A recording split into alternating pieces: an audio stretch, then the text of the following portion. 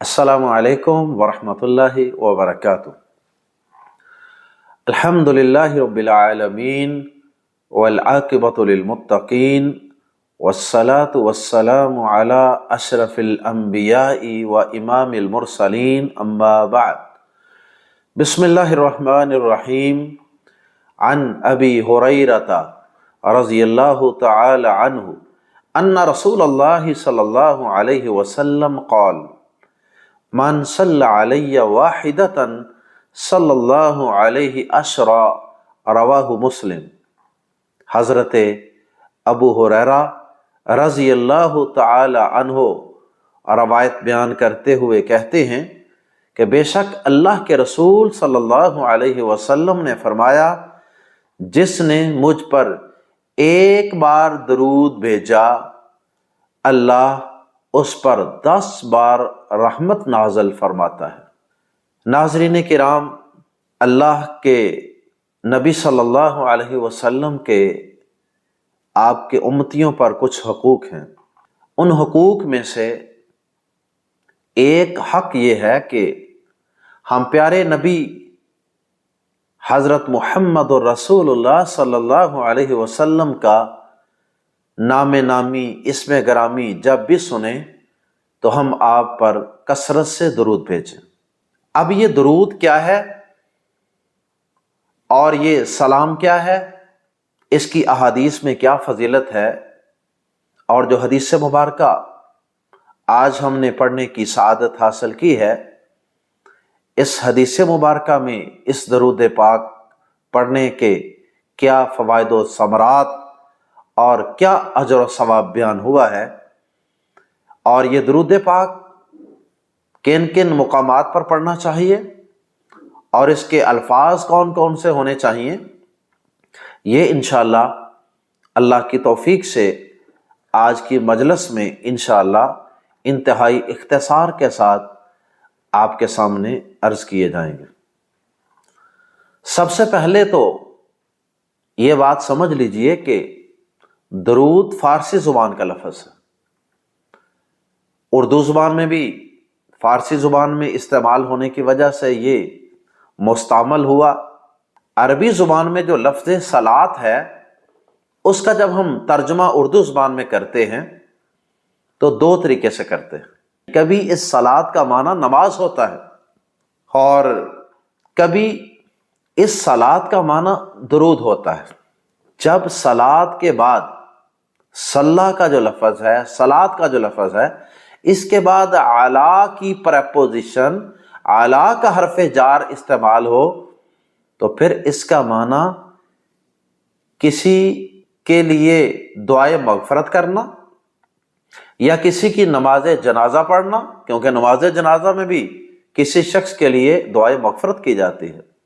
درود چونکہ فارسی زبان کا لفظ ہے، اس کا اردو زبان میں کیا ترجمہ بنتا ہے، آئیے وہ بھی سمجھتے ہیں۔ درود کا یا صلاۃ کا معنی اردو زبان میں کئی طریقوں سے کیا جاتا ہے۔ سب سے پہلے تو اس کا ترجمہ یہ کیا جاتا ہے کہ صلاۃ کا معنی ہے رحمت کی دعا مانگنا، رحمت کو صلاۃ کہتے ہیں۔ تو نبی صلی اللہ علیہ وسلم کے لیے جب ہم درود پڑھتے ہیں تو اس کا مطلب یہ ہے کہ ہم اللہ رب العزت سے آپ پر رحمت نازل فرمانے کی دعا کرتے ہیں کہ یا اللہ نبی پاک صلی اللہ علیہ وسلم پہ رحمت نازل فرما۔ اور صلاۃ کا یا درود کا ایک معنی ذکر خیر بھی کیا گیا ہے۔ آپ کسی کا ذکر خیر کرتے ہیں، جیسا کہ ابھی ہم انشاءاللہ اس بات کو تفصیل سے دیکھیں گے۔ اس درود و سلام کے حوالے سے قرآن مجید کے اندر بھی ایک مشہور و معروف آیت کریمہ موجود ہے، سورۃ الاحزاب میں۔ سورۃ الاحزاب میں جب یہ آیت کریمہ نازل ہوئی، اعوذ باللہ السمیع العلیم من الشیطان الرجیم من ہمزہ ونفخہ ونفثہ ان اللہ وملائکتہ یصلون علی النبی یا ایہا الذین آمنوا صلوا علیہ وسلموا تسلیما۔ اللہ رب العزت نے اس آیت مبارکہ میں پیارے نبی صلی اللہ علیہ وسلم کی شان و عظمت کا اور آپ کی رفعت و بلندی کا تذکرہ فرمایا، اور وہ تذکرہ اس طرح فرمایا کہ بے شک اللہ اور اس کے فرشتے نبی صلی اللہ علیہ وسلم پر درود بھیجتے ہیں۔ کیا مطلب؟ اب یہاں بھی دو قسمیں کریں گے ہم۔ جب اللہ پاک درود بھیجتا ہے تو اس کا مطلب یہ ہوتا ہے کہ اللہ پاک رحمت نازل فرماتا ہے یا اللہ پاک ذکر خیر فرماتا ہے۔ اور جب ہم بندوں کا تذکرہ کریں گے کہ بندے درود بھیجتے ہیں یا فرشتے، کوئی بھی مخلوق جب آپ پہ درود بھیجے گی تو اس کا مطلب یہ ہوگا کہ وہ مخلوق اللہ سے دعا کر رہی ہے، یا اللہ ہمارے نبی پاک پر رحمت نازل فرما دے۔ تھوڑا سا فرق ہے دونوں میں، مخلوق کے درود بھیجنے میں اور خالق کے درود بھیجنے میں۔ تو اللہ پاک خود نبی صلی اللہ علیہ وسلم پر رحمت نازل فرماتا ہے، یا اس کا مطلب یہ بھی ہو سکتا ہے کہ اللہ پاک آسمان پہ ملائے اعلیٰ جو اللہ پاک کے پاس اوپر مخلوقات ہیں، اللہ پاک ان میں اپنے نبی پاک صلی اللہ علیہ وسلم کا ذکر خیر کرتا ہے، آپ کی تعریف فرماتا ہے، اور فرشتے وہ اللہ پاک کے سامنے وہ بھی نبی پاک صلی اللہ علیہ وسلم کا ذکر خیر کرتے ہیں، یا وہ اللہ پاک سے آپ کے لیے رحمت کی دعا کرتے ہیں۔ تو یہ مطلب ہے ان اللہ وملائکتہ یصلون علی النبی۔ اور اس کے بعد اللہ پاک نے کہا کہ میں آسمانوں پہ، بلندیوں پہ، عرش پہ اپنے قریب موجود فرشتوں میں اپنے نبی کا ذکر خیر کرتا ہوں، یا میں وہاں سے اپنے نبی پہ رحمت بھیجتا ہوں۔ یا ایھا الذین آمنوا، اے ایمان والو، صلو علیہ، زمین پہ بسنے والی مخلوقات کے اندر تم میرے نبی پر درود بھیجو، یعنی اس کے لیے رحمت کی دعائیں کرو، تاکہ آپ کا ذکر خیر اوپر بھی ہو اور آپ کا ذکر خیر نیچے بھی ہو، ہر جگہ آپ کا ذکر خیر ہو، ہر جگہ آپ کے لیے اللہ کی رحمت کی دعائیں ہوں۔ یا ایھا الذین آمنوا صلوا علیہ وسلموا، اور سلامتی کی دعا کرو، علیہ اس پر، تسلیما خوب اچھی طرح سلامتی کی دعا۔ تو درود کا معنی رحمت کی دعا، ذکر خیر، اور سلامتی کا معنی تو سلامتی ہی ہوتا ہے، وہ تو جو عربی میں استعمال ہوا ہے وہی ہم اردو زبان میں بھی استعمال کرتے ہیں، امن، اطمینان، سکون، سلامتی، خیر و عافیت۔ اب جب یہ آیت کریمہ سورۃ الاحزاب کی نازل ہوئی تو صحابہ کرام پر ابھی اللہ پاک نے جو نماز پڑھنی فرض کی تھی نا، وہ نماز ابھی مکمل فائنل شیپ میں سامنے نہیں آئی تھی، وہ آہستہ آہستہ مکمل ہو رہی تھی، تکمیل کی طرف بڑھ رہی تھی۔ ابھی اب تک جو نماز پڑھی جا رہی تھی اس میں نبی پاک صلی اللہ علیہ وسلم نے صحابہ کرام کو التحیات پڑھنا سکھا دیا تھا، لیکن ابھی درود پاک پڑھنا نہیں سکھایا تھا۔ لیکن جب یہ آیت کریمہ اتری جس میں صلاۃ کا بھی ذکر ہے اور سلام کا بھی، یعنی صلاۃ و سلام، یا پھر فارسی میں ترجمہ کریں تو درود و سلام، تو جب یہ آیت کریمہ اتری، صحابہ کرام دین کے معاملات میں ہر چیز آپ سے پوچھ کر کرتے تھے۔ انہوں نے کہا اللہ کے نبی صلی اللہ علیہ وسلم، التحیات پڑھنا تو ہم آپ سے سیکھ چکے ہیں نا، تو اس کے اندر سلامتی کی دعا بھی ہم آپ سے سیکھ چکے ہیں، اس میں ہم پڑھتے ہیں نا السلام علیک ایھا النبی ورحمۃ اللہ، آپ پر سلامتی ہو۔ اے نبی صلی اللہ علیہ وسلم، سلامتی کی دعا کرنے کا طریقہ اور الفاظ تو ہم آپ سے سیکھ چکے ہیں، اب آپ ہمیں یہ بتائیے کہ ہم نے آپ کے لیے صلاۃ کی دعا کیسے کرنی، آپ پر صلاۃ کیسے بھیجنی ہے، آپ کے لیے رحمت کی دعا کیسے کرنی ہے، آپ کے لیے درود کیسے پڑھنا ہے۔ پیارے نبی صلی اللہ علیہ وسلم نے فرمایا یہ حدیث کی اکثر کتابوں میں حدیث موجود ہے. آپ نے فرمایا قولو اللہم صلی علی محمد وعلی آل محمد کما صلیت علی ابراہیم وعلی آل ابراہیم انک حمید مجید اللہم بارک علی محمد وعلی آل محمد کما بارکت علی ابراہیم وعلی آل ابراہیم انک حمید مجید. یہ الفاظ اور کچھ احادیث میں کچھ اور الفاظ بھی ہیں ان سے ملتے جلتے. تو اس کو کہتے ہیں درود ابراہیمی، کیونکہ اس میں حضرت ابراہیم علیہ السلام کا بھی ذکر خیر موجود ہے، ان کے لیے بھی اس میں دعا کی گئی ہے. تو صحابہ کرام کو نبی صلی اللہ علیہ وسلم نے درود کے یہ الفاظ سکھا دیے. تو اس کے بعد پھر صحابہ نے نماز کے اندر جہاں جہاں اتحیات پڑھتے تھے وہاں وہاں ساتھ کیا ایڈ کر لیا؟ درود ابراہیم.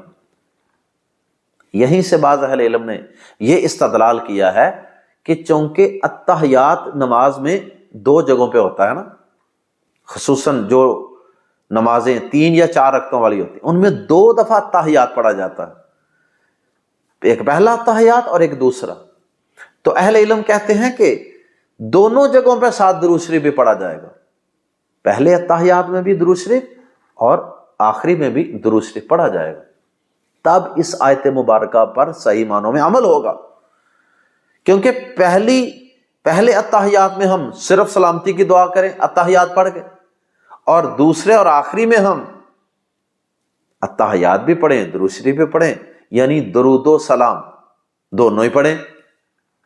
تو یہ ٹھیک نہیں ہے، بلکہ پہلے اتحیات میں بھی درود سلام دونوں اور آخری اتحیات میں بھی درود سلام دونوں، صلاۃ و سلام دونوں. اللہ اکبر. تو اس حدیث مبارکہ سے اور قرآن مجید کی آیت مبارکہ کی تفسیر سے یہ بات بھی معلوم ہوئی کہ پیارے نبی صلی اللہ علیہ وسلم پر صحیح معنوں میں جو شخص درود و سلام پڑھنے والا ہے، صلاۃ و سلام پڑھنے والا ہے، وہ وہی شخص ہے جو نمازی ہے. جو نماز نہیں پڑھتا اس کا کوئی درود و سلام نہیں، وہ اس آیت مبارکہ پر کوئی عمل نہیں کر رہا. سب سے پہلے اس آیت مبارکہ پر عمل کرنے کا مقام اور محل وہ نماز. نبی پاک صلی اللہ علیہ وسلم پر درود و سلام پڑھنے کی اس حدیث مبارکہ میں جو ہم نے آغاز میں پڑھنے کی سعادت حاصل کی ہے، نبی صلی اللہ علیہ وسلم نے یہ فضیلت بیان فرمائی کہ جس نے نبی پاک صلی اللہ علیہ وسلم پر ایک دفعہ درود پڑھا یا ایک دفعہ صلات پڑھا یا ایک دفعہ رحمت کی دعا کی، اللہ پاک اس شخص پر 10 بار رحمت نازل فرماتا ہے. کتنی فضیلت ہے، کتنا اجر و ثواب ہے. درود نبی پاک صلی اللہ علیہ وسلم پر پڑھ رہے ہیں اور 10 دفعہ اللہ پاک ہمیں بھی رحمت عطا فرما رہا. اور پھر صحیح الجامع کی ایک حدیث میں 10 رحمتوں کے ساتھ ساتھ 2 اور چیزوں کا بھی تذکرہ ہے. جو ایک بار درود پڑھے گا اللہ پاک اس کو 10 رحمتیں بھی عطا فرمائے گا، اس کے 10 گناہ بھی معاف فرمائے گا، اور اللہ پاک اس کے 10 درجات بھی بلند فرمائے گا. اللہ اکبر. اور پھر کثرت سے درود پڑھنے والا یقیناً نبی صلی اللہ علیہ وسلم کو بڑا پسند ہوگا، قیامت کے دن بھی آپ کا مقرب ہوگا اور آپ کی سفارش بھی نصیب ہوگی. نبی صلی اللہ علیہ وسلم نے فرمایا کہ جس نے اذان سنی اور مؤذن نے جو جو کچھ کہا اس کے پیچھے پیچھے اذان کا جواب دیتا رہا، وہی کلمات پڑھتا رہا، حی علی الصلاۃ اور حی علی الفلاح پہ لا حول ولا قوۃ الا باللہ پڑھتا رہا، درود پڑھا آخر میں، اور پھر دعا پڑھی اللہم رب ہذہ الدعوۃ التامۃ والصلاۃ القائمہ، یہ پوری دعا. تو نبی صلی اللہ علیہ وسلم نے فرمایا کہ مؤذن کا جواب دے، پھر درود ابراہیمی پڑھے یا درود شریف پڑھے، اور اس کے بعد پھر وہ یہ دعا پڑھے. تو نبی صلی اللہ علیہ وسلم نے فرمایا کہ اس پر میری شفاعت، میری سفارش قیامت کے دن واجب ہو گئی، یعنی میں اس کی سفارش کروں. اللہم اجعلنا من. جس مجلس میں انسان آپ پہ درود نہیں پڑھتا، اللہ کا ذکر نہیں کرتا، نبی صلی اللہ علیہ وسلم نے فرمایا کہ وہ مجلس، ترمذی شریف کی حدیث، وہ مجلس انسان کے لیے قیامت کے دن باعث حسرت ہوگی، حسرت اور افسوس کا باعث ہوگی۔ پھر ترمذی شریف میں حدیث سے آپ نے فرمایا کہ بخیل ہے وہ شخص، کنجوس ہے وہ شخص جس کے سامنے میرا ذکر کیا گیا اور اس نے مجھ پر درود نہ پڑھا۔ اللہ اکبر۔ اور ترمذی شریف ہی کی ایک اور حدیث میں ہے کہ پیارے نبی صلی اللہ علیہ وسلم نے فرمایا کہ خاک آلود ہو اس شخص کی ناک، خاک آلود ہو کہ جس کے سامنے میرا ذکر ہوا اور اس نے مجھ پر درود نہ پڑھا۔ خاک آلود ہو۔ کتنی وعیدیں ہیں درود نہ پڑھنے کی، اور کتنی فضیلتیں ہیں آپ پر درود و سلام پڑھنے کی۔ خلاصہ کلام یہ ہے کہ نماز کے اندر تو درود شریف پڑھنا ضروری ہے۔ آپ کا ذکر خیر آ جائے درود شریف پڑھنا ضروری ہے۔ اسی طرح بعض احادیث کے مطابق دعا مانگنے سے پہلے بھی درود پاک پڑھنا چاہیے، اس سے دعا کی قبولیت کے امکانات بڑھ جاتے ہیں، اور درود شریف کے بغیر دعا کی قبولیت کے امکانات کم ہو جاتے ہیں، دعا معلق رہتی ہے۔ اللہ اکبر۔ اور اسی طرح نبی صلی اللہ علیہ وسلم سے مسجد میں داخل ہونے کی جو دعائیں اور مسجد سے نکلنے کی جو دعائیں ثابت ہیں، ان دعاؤں میں ایک آپ پر درود و سلام کے الفاظ بھی ہیں،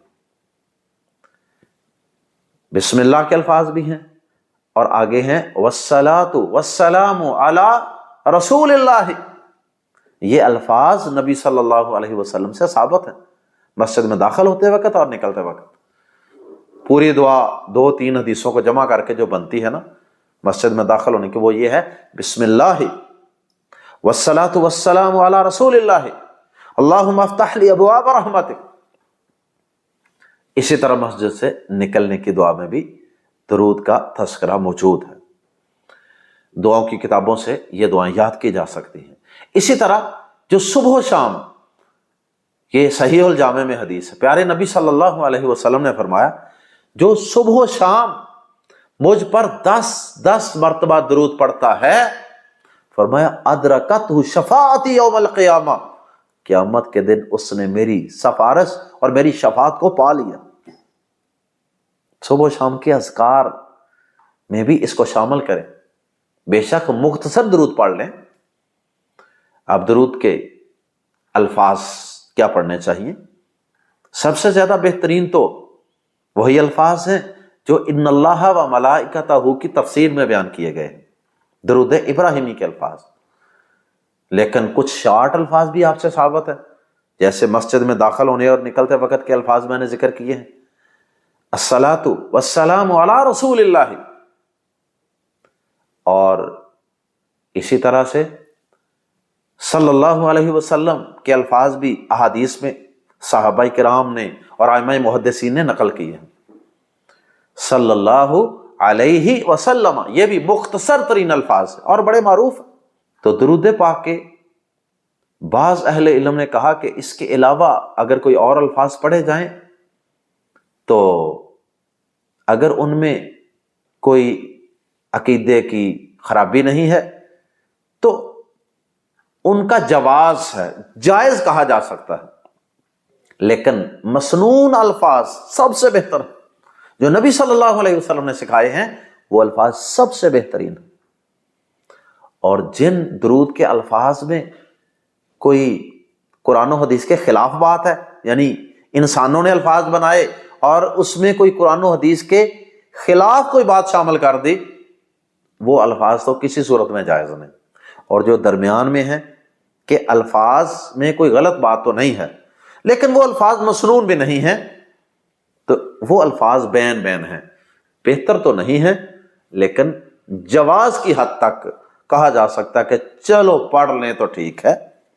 ورنہ میں سمجھتا ہوں کہ جب مسنون الفاظ پیارے نبی صلی اللہ علیہ وسلم جن کے لیے ہم نے درود پڑھنا ہے، جن کے لیے اللہ سے رحمت کی دعا کرنی ہے، سلامتی کی دعا کرنی ہے، اگر انہی کی زبان سے نکلے ہوئے الفاظ، انہی کی مرضی کے الفاظ پڑھ لیے جائیں تو سونے پہ سہاگا نہیں ہو جائے گا۔